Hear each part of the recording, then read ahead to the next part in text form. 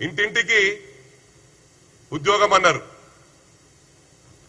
దళితుల్ని ముఖ్యమంత్రిని చేస్తామన్నారు, దళితులకు 3 ఎకరాల భూమి ఇస్తామన్నారు. అంటే ఇలాంటి హామీలు ఎన్నో ఇచ్చిండ్రు. స్టూడెంట్స్కి ఏం పడగొట్టింది లేదు. మొట్టమొదలుగా మీ హామీలు నెరవేర్చిండ్రా? Double bedroom double bedroom double bedroom అని 10 సంవత్సరాలు గడిపిండ్రు. ఒకటి గమనించాలా, ఇలా ఇచ్చిన వాళ్ళకు కూడా మా ప్రభుత్వం వచ్చినాక డబుల్ బెడ్రూమ్ ఎవరైతే కాంట్రాక్టర్స్ కట్టారో వాళ్ళు సూసైడ్ చేసుకుంటామన్నారు. వాళ్ళని దృష్టిలో పెట్టుకొని మా గౌరవ ముఖ్యమంత్రి గారు పెద్ద మనస్సుతో 9,000 కోట్లు రిలీజ్ చేసిన ఘనత కూడా మా గౌరవ ముఖ్యమంత్రి గారు దక్కిందని చెప్పి సందర్భంగా తెలియజేస్తా ఉన్నా. మీరు ఒకటి గమనించాలా, మీ అరాచకాలు ఏ విధంగా ఉండే మరి వివరించాలంటే టైం సరిపోతుందో లేదో. నేను తప్పకుండా కేటీఆర్ చెప్తా ఉన్నా, నీ అరాచకాల మీద ఒక బుక్కు, మీ 10 సంవత్సరాల అరాచకాల మీద ఒక బుక్కు రాయనున్నా. నేను తప్పకుండా బుక్కు రాస్తాను, రిలీజ్ చేస్తాను. ఎందుకంటే ఇట్లా ప్రెస్ మీట్లు పెట్టి మేము మీకు కౌంటర్లు ఇచ్చుకుంటా పోతే మా టైం అంతా బర్బాద్ అవుతుంది. అందుకు నీ బుక్కు రాసి ప్రతి ఇంటికి కడపకు ఆ బుక్కులు సరఫరా చేసే బాధ్యత కాంగ్రెస్ పార్టీ తరఫున నేను వహిస్తానని చెప్పి కూడా ఈ సందర్భంగా తెలియజేస్తా ఉన్నా. ఒకటి గమనించాలా, ఇలా ఏ ఊర్లో పోయినా అరుగుల మీద కూర్చుంటారు, చెట్ల కింద కూర్చుంటారు. వాళ్ళు ఆడవాళ్ళు, పెద్దవాళ్ళు, ముసలి వాళ్ళు ముచ్చట పెట్టుకుంటారు. అరే కేటీఆర్ గిట్లా చేసినాడు, భార్యాభర్తలను విడదీసినాడు, ఫోన్లలో విన్నాడు అందరి మాటలు, ఎన్నో కుటుంబాలు నాశనమైనాయంట కదా, హీరోయిన్ల బతుకులు ఆగమైనాయంట కదా అని. అది రాని చరిత్ర అని చెప్పి ఈ సందర్భంగా తెలియజేస్తా ఉన్నా. మరి క్రైమ్ గురించి నీకు మాట్లాడే అర్హత ఎక్కడుందని చెప్పి ఈ సందర్భంగా తెలియజేస్తా ఉన్నా. కరీంనగర్ జిల్లాకు సంబంధించిన మంత్రి ఉన్నప్పుడే ఆయాల మంత్రికి సంబంధించిన బ్రాహ్మణ కుటుంబం భార్యాభర్తలను మిట్ట మధ్యాహ్నం నరికి చంపిన ఘనత మీ పార్టీకి దక్కిందని చెప్పి సందర్భంగా తెలియజేస్తా ఉన్నా. మరి ఆ రోజు ప్రవాళిక యూపీఎస్సీ ఎగ్జామ్స్ కు ప్రిపేర్ అయి పేపర్ లీక్ అయిందనగానే మళ్ళీ ఎగ్జామ్ పోస్ట్పోన్ అయిందంటే తట్టుకోలేక సూసైడ్ చేసుకుంటే ఆయన నువ్వు మున్సిపల్ మంత్రిగా ఉండి షాడో ముఖ్యమంత్రిగా పనిచేస్తూ ఏ ఎంక్వైరీ చేయకుండా, ఇన్ఫర్మేషన్ తీయకుండా గాలికి నరం లేని నాలికి అంటారు.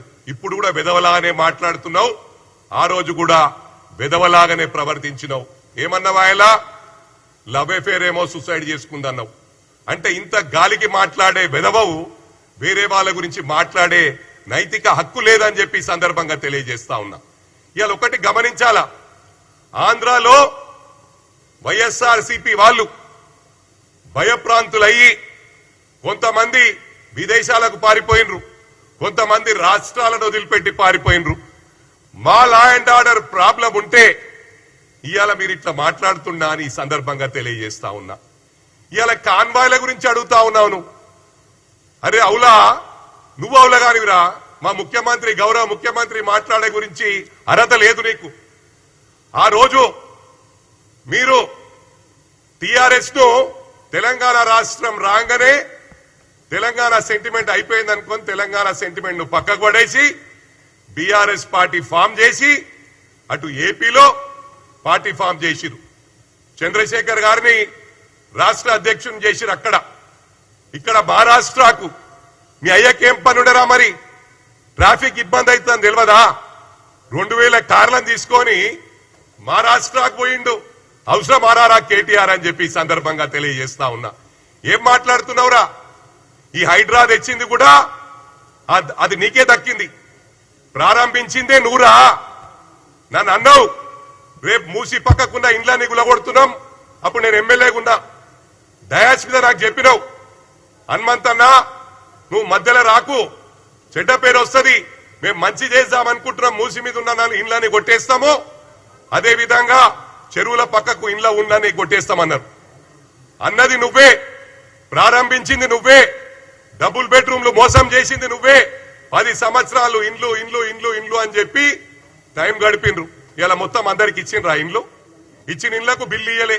ఆ 9,000 కోట్లు కూడా మా ప్రభుత్వం రిలీజ్ చేసిందని చెప్పి సందర్భంగా తెలియజేస్తా ఉన్నా.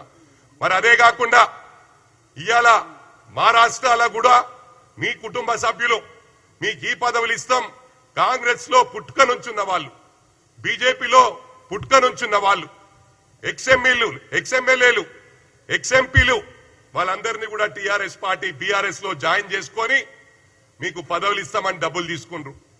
నాకెందరో మా రాష్ట్రాల నాయకులు తెలియజేసిండ్రు, ఇలా ఫోన్లు ఆఫ్ చేసుకుండ్రు, మా దగ్గర డబ్బులు తీసుకుండ్రు, వాళ్ళ కుటుంబ సభ్యులు అండర్ గ్రౌండ్ అయిపోయినరని. అదిరా మీ చరిత్ర కేటీఆర్ అని చెప్పి సందర్భంగా తెలియజేస్తా ఉన్నా. ఇక ఫోన్ ట్యాపింగ్ గురించి మాట్లాడితే సిగ్గు శరం ఉండాలిరా. నువ్వు మాట్లాడాలంటే నువ్వు చేసింది అందరికి తెలుసు.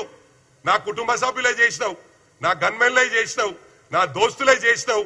నేను ప్రభుత్వంలో ఆ ఎన్నికలు రాకముందుకు ట్యాపింగ్ చేసిండ్రా. నీకు ఇదే పని. హీరోయిన్లు ఏం మాట్లాడుతుర్రు, వీళ్ళేం మాట్లాడుతుండ్రు. మొన్న జర్నలిస్ట్ సూసైడ్ చేసుకొని చనిపోయింది. ఆ ఘనత కూడా నీకే దక్కింది. ఏమన్నది అమ్మాయి ట్వీట్ చేసింది, నాకు ఫామ్ హౌస్ రాసిస్తా అన్నారు. ఫామ్ హౌస్ ఎంతమందికి ఉన్నాయిరా మీ దాంట్లో? పూర్ణచంద్రకు ఉందా ఫామ్ హౌస్?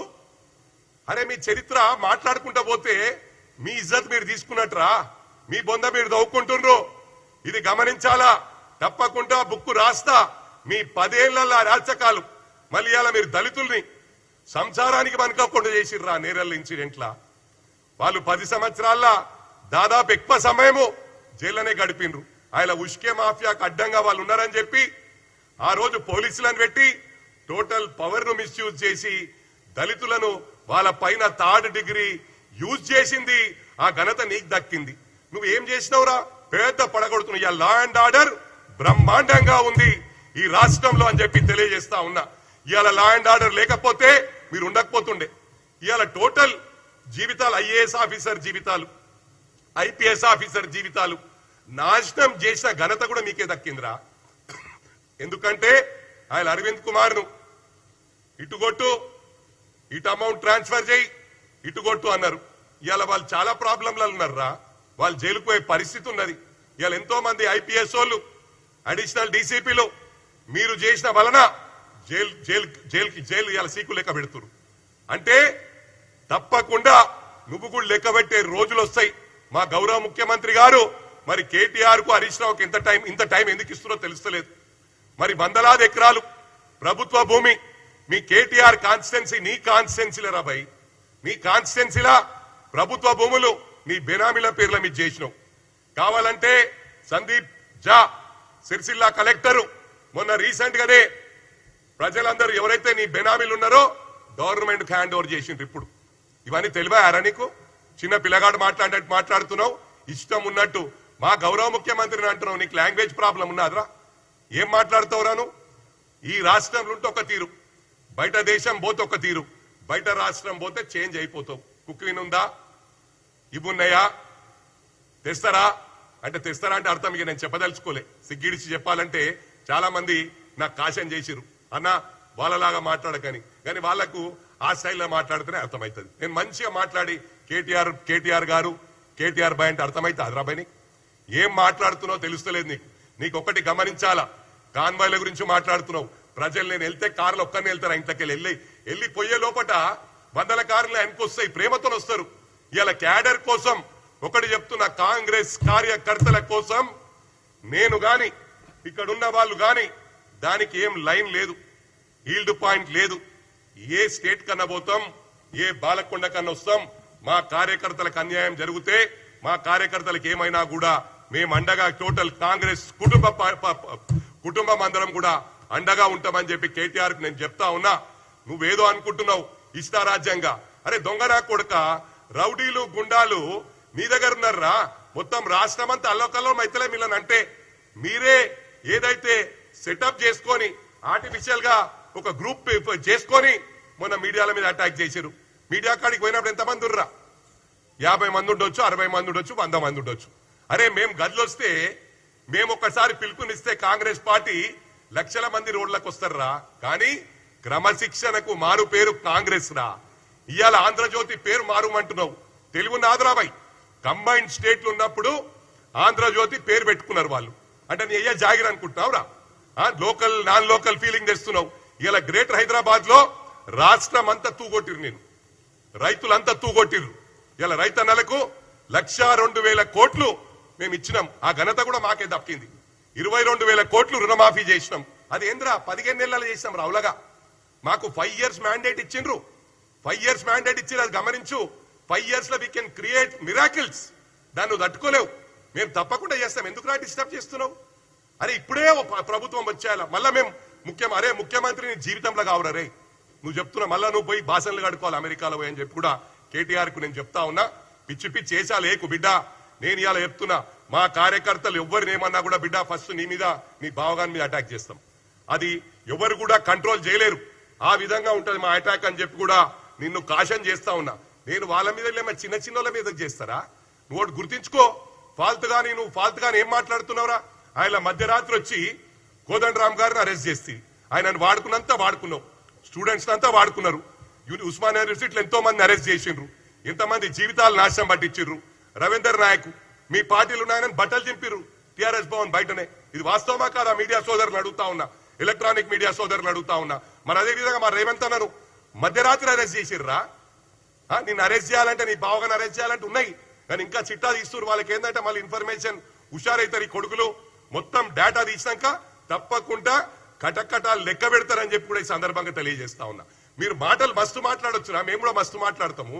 ఇది నరం లేని లానికే. క్రైమ్ మీ టైంలో అయింది, పేపర్ లీక్లు మీ టైంలో అయినాయి, స్టూడెంట్స్ ఆగమైరు మీ టైంలో. మేమేం చేసినాం రా బాయ్? 18 నెలలే అయిందిరా.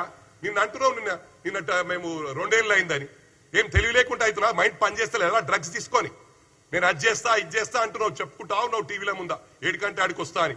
పక్కా ఆ రోజు కూడా వస్తుంది, వెయిట్ చేయి, తొందర పడకు, ఆగం కాకు. 200% నేను చెప్తా ఉన్నా.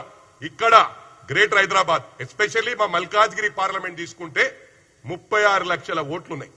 ఆ 36 లక్షల్లో మోర్ దెన్ 50% ఇతర రాష్ట్రాల వాళ్ళు, సీమాంధ్ర వాళ్ళు ఉన్నారు.